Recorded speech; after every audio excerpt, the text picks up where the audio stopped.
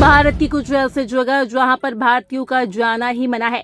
ये बात सुनने में भले ही अजीब लगे, पर भारत में कुछ ऐसे भी जगह है जहां पर भारत के ही लोगों का जाना मना है। हालांकि ये प्रतिबंध कानूनी नहीं, लेकिन इन जगह के मालिकों ने इन्हें नो इंडियन पॉलिसी पर बनाया है। और जो कुछ भारतीय भी इन जगहों पर गए हैं, उन्होंने यहाँ उनके साथ जातिवाद या रेसिज्म जैसे भेदभाव होने की बात कही है।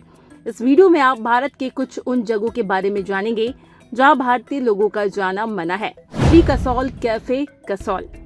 हिमाचल प्रदेश के कसौल में फ्री कसौल नाम का कैफे मौजूद है, जहां पर भारतीयों को जाने की अनुमति नहीं है और इस कैफे में इजरायली और बाकी देशों के विदेशी जा सकते हैं।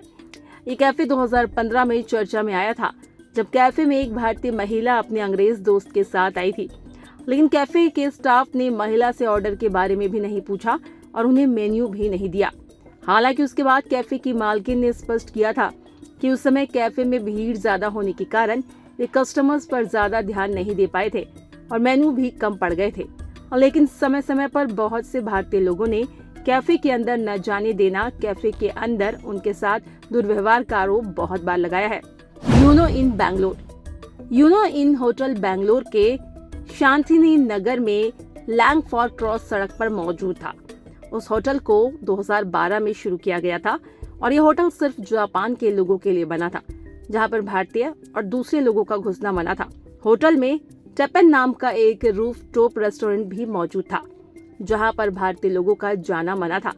लेकिन होटल में होने वाले जातिवाद पर बहुत से विरोध के बाद कुछ सालों में इस होटल को बंद कर दिया गया। ब्रॉडलैंड्स लॉज तमिलनाडु। तमिलनाडु के चेन्नई में ब्रॉडलैंड्स लॉज मौजूद है, जो नो इंडियन पॉलिसी पर चलता है। इस लॉज में विदेशी लोग तो कमरा ले सकते हैं, लेकिन भारत के लोग यहाँ कमरा नहीं ले सकते। अगर उन्हें कमरा लेना है तो उनके पास विदेश का पासपोर्ट होना जरूरी है। अपने इन अजीबोगरीब नियमों की वजह से ये लॉज कई सालों तक चर्चा में भी रहा था। Red lollipop hostel Chennai. यह हॉस्टल चेन्नई की तमिलनाडु में मौजूद है, जो एक अंतर्राष्ट्रीय स्तर का हॉस्टल है। इस हॉस्टल में किसी भी भारतीय को रहने के लिए कमरा नहीं दिया जाता। इस हॉस्टल में कमरा लेने के लिए पासपोर्ट दिखाना जरूरी होता है और विदेश से आए लोग ही इस हॉस्टल में कमरा ले पाते हैं। Russian colony कुंदनकुलम। तमिलनाडु के तिरुनेलवेली जिले में कुंदनकुलम न्यूक्लियर पावर प्लांट मौजूद है, जिसे रूस के लोगों द्वारा चलाया जाता है। यहाँ पर रूस के लोग बहुत पुराने समय में आकर बसे थे और अब उनका पूरा परिवार यहीं रहता है।